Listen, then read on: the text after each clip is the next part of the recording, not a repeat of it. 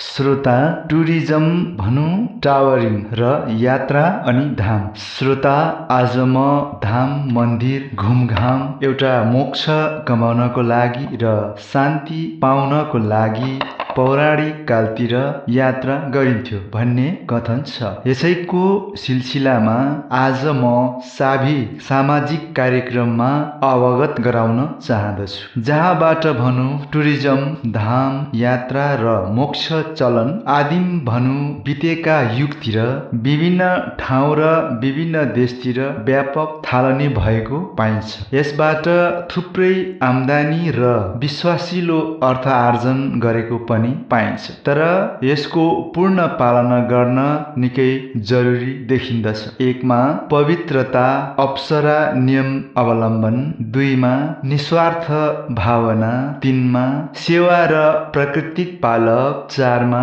व्यक्तिगत र आफन्तवादको स्वार्थ नितान्त शून्य, बस रमाइलो र सत्यको लागि मात्र आफ्नो आफन्तबाट अपनाउनु पर्दछ। 5 मेहनत र प्राकृतिक सिंगारक हुनु जरुरी हुन्छ।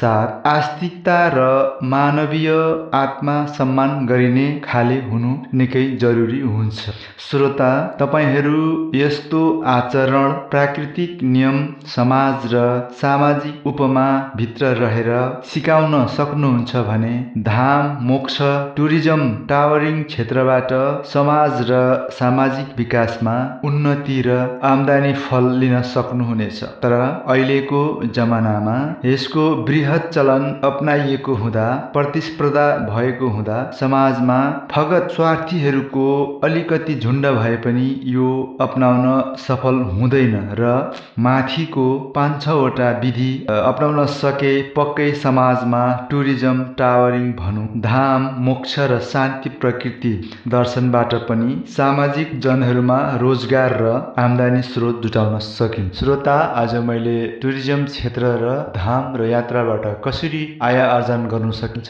समाजबाट केही बोले र आजलाई यति नै। अर्को कार्यक्रममा फेरि भेट भन्दै बिदा हुन्छु।